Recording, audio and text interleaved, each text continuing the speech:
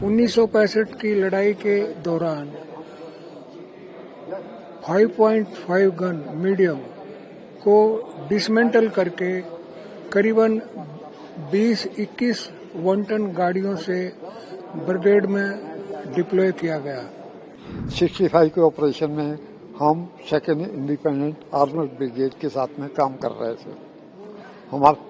हमारा काम था कि आर्मर्ड रेजिमेंट जहां जहां भी काम कर रही है उसके साथ चलना। हमारे पास में 3.7 गन हाउजर थी और 7th फील्ड रेजिमेंट की एक बैटरी जिसके पास 25 पाउंडर गन था, एक बैटरी 37 कुर्क रेजिमेंट की जिसके पास में 4.5 गन था और हमारे पास में 138 देहरादून माउंटेन बैटरी के 3.7 हाउट्जर गन जो म्यूल पैक से पहाड़ों पर ले जाई जाती थी और डिप्लॉय की जाती थी। 1965 की लड़ाई के दौरान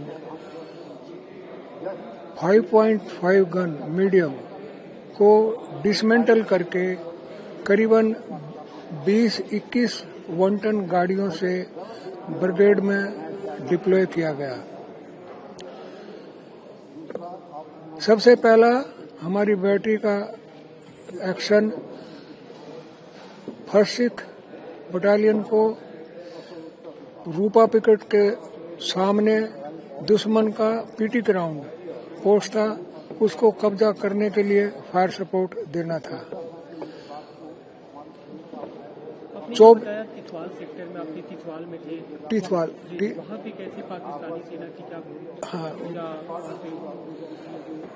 और कैसे उसको काउंटर किया आपने? उस तिथवाल सेक्टर में जो पाकिस्तान का पीटी ग्राउंड पोस्ट था उस पर सबसे पहले फर्स्ट सिख को कब्जा करने के लिए जिम्मेदारी मिली। उसके लिए हमारी 52 माउंटेन रेजिमेंट की पापा बैटरी ने मेजर श्याम सुंदर वाधवा साहब, ओपी अफसर कैप्टन बलकार सिंह साहब ने आर्टिलरी का फायर सपोर्ट दिया, जिससे कि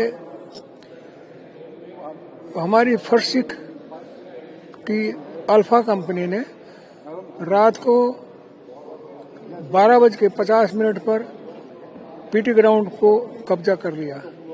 दुश्मन ने फर्स्ट लाइट से पहले काउंटर अटैक किया, हमारी फौज ने उसको नाकाम कर दिया।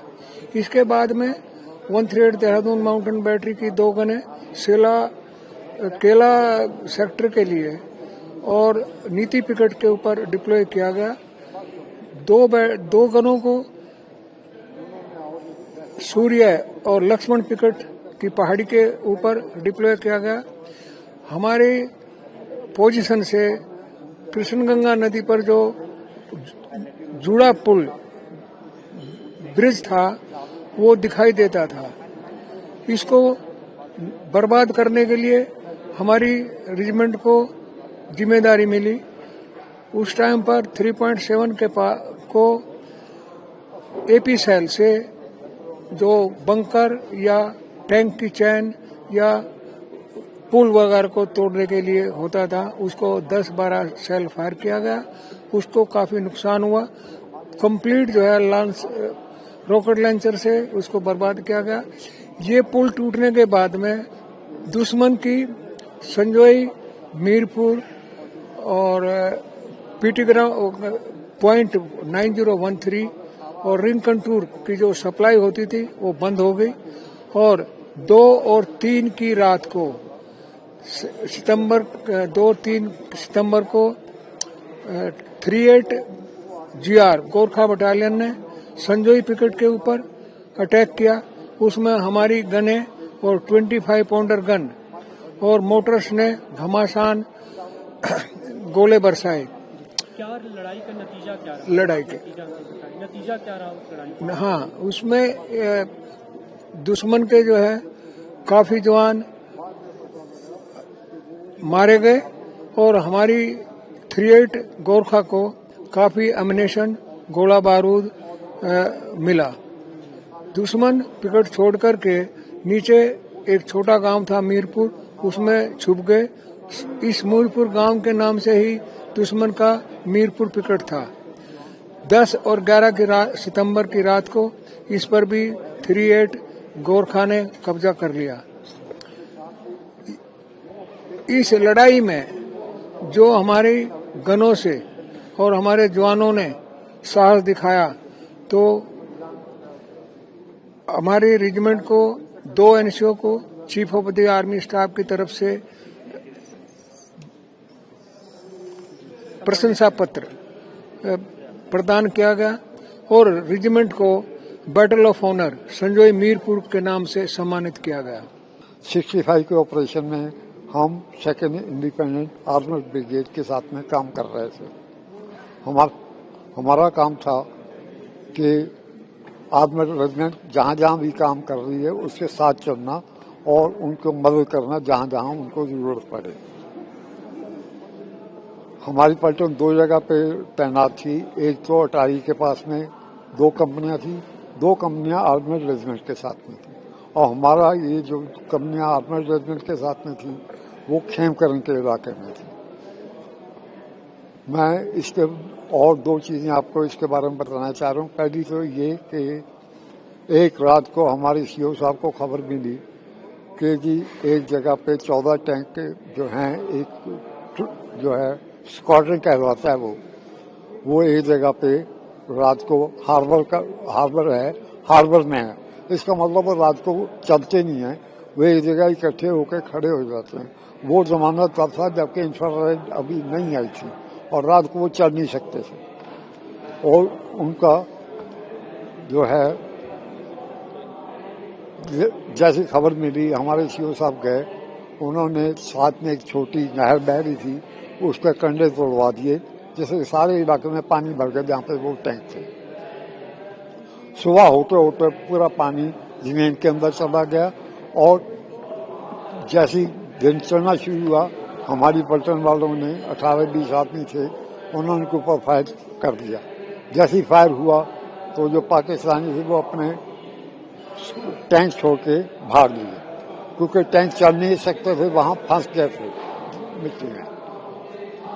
ये इतना जब हुआ तो हमने उसके अंदर लोग जो है ग्रेनेड डाले गए टैंकों के अंदर, उनके जो अपने ही जादे थे जला के वो अंदर डाल दिए, जिससे कि वो सारे के सारे जो अंदर हमेशा फट गया, जल गया, टैंक सारे के सारे बर्बाद हो गए। कॉम्बैट का भी आपका एक्सपीरियंस है, जो कॉम्बैट का युद्ध का कोई आपकी लड़ाई का भी एक्सपीरियंस? मेरा कॉम्बैट का अपना तो यही है।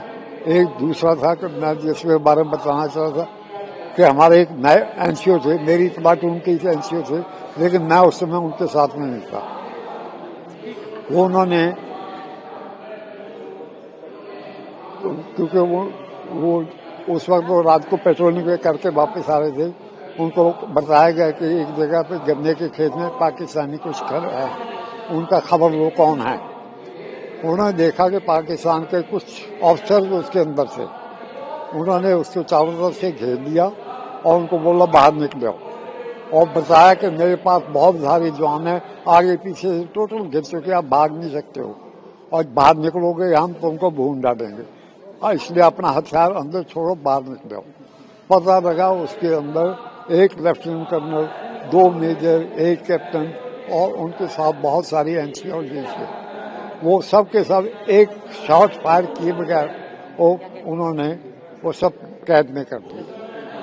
ठीक है, मैं दिन में मैसेज देके चला हुआ था, क्योंकि रेडियो साइलेंस होती है, रेडियो बंद कर दिए जाते हैं, स्पेशली जब कोई खास सीक्रेसी के लिए खास मैसेज देना हो।